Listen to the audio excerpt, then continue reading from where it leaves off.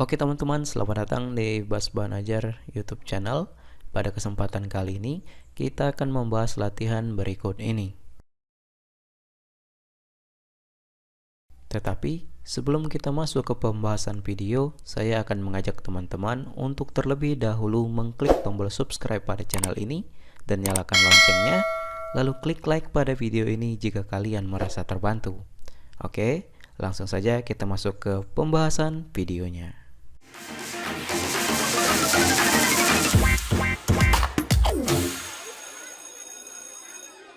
Oke teman-teman, di video kali ini kita akan membahas kunci jawaban bahasa Indonesia kelas 11 halaman 179 sampai dengan 180 bab 6.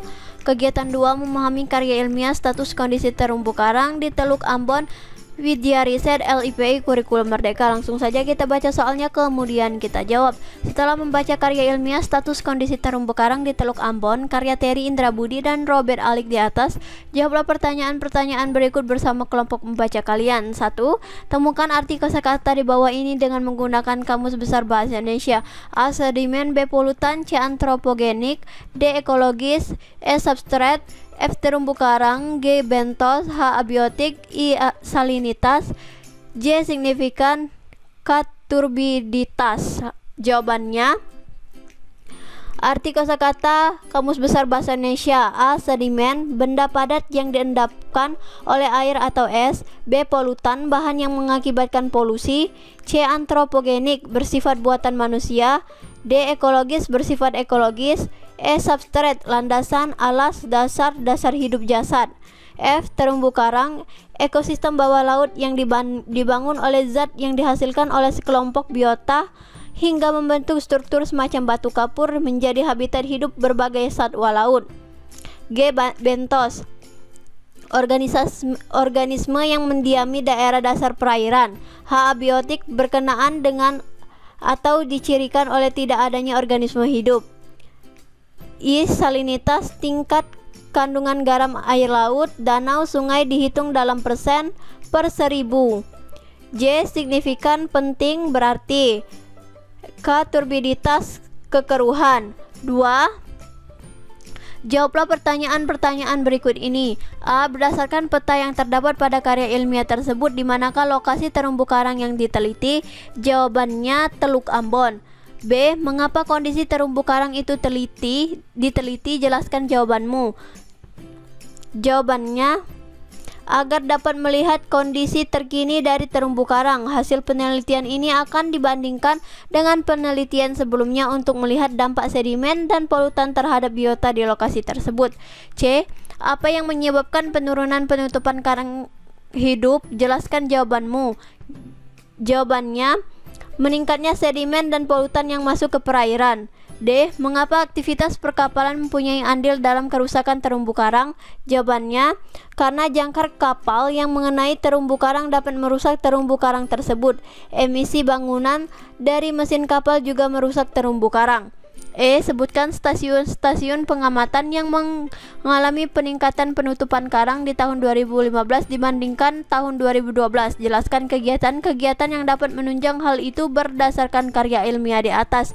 Jawabannya, tutupan karang meningkat di stasiun Liliboy, stasiun Eri, dan stasiun Batu Cepeu. Peningkatan penutupan karang di ketiga stasiun itu karena kualitas perairan relatif lebih baik. Selain itu, di stasiun Eri, dukungan peran pemerintah daerah dalam mengembangkan pariwisata mengakibatkan penduduk sekitar turut menjaga kondisi perairan. Di stasiun Batu Cepeu, penduduk semakin sadar untuk tidak menangkapi ikan menggunakan potasium dan bom. F. Perhatikan grafik dan teks pada stasiun Liliboy gambar 2 dan stasiun Hatif gambar 3. Tuliskan perbedaan pada kedua teks tersebut.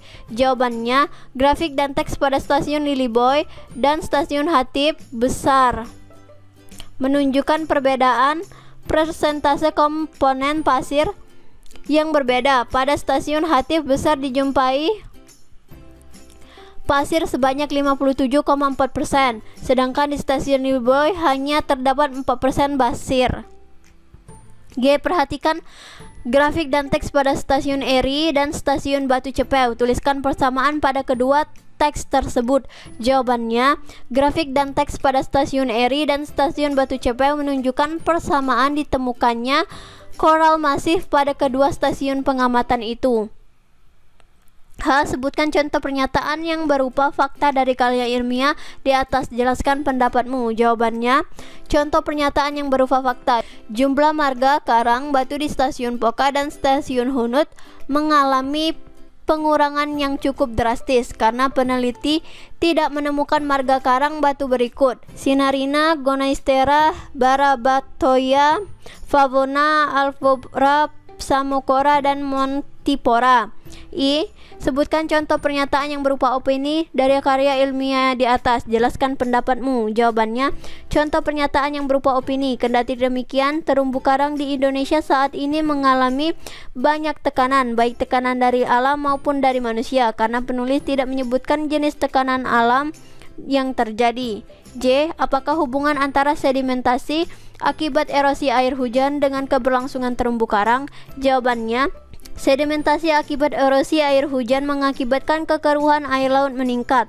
Air laut yang keruh mengurangi cahaya yang dibutuhkan zooxanthellae untuk fotosintesis. K. Bagaimana pendapatmu mengenai usaha pemerintah untuk mengajak masyarakat turut andil dalam pariwisata di daerah Teluk Ambon? Jawabannya, menurut saya hal ini membawa kebaikan tidak hanya bagi ekosistem laut yang makin terjaga kebersihan maupun kelangsungannya, namun juga membuat masyarakat mendapatkan penghasilan sehingga masyarakat akan lebih makmur. 3. Berdasarkan karya ilmiah status kondisi terumbu karang di Teluk Ambon, isilah tabel berikut ini sesuai dengan pengamatan kalian tentang muatan dalam bagian tersebut menurut sistematika karya ilmiah. Jawabannya, 1. Bagian awal, isi abstrak. 2. Bagian inti, isi pendahuluan, metode penelitian, analisis data, hasil dan pembahasan, kesimpulan, ucapan terima kasih. 3. Bagian akhir, isi daftar pustaka. 4. Bagaimana pendapat kalian mengenai judul dari karya ilmiah tersebut? Apakah judul itu telah mewakili karya ilmiah? Jelaskan pendapat kalian.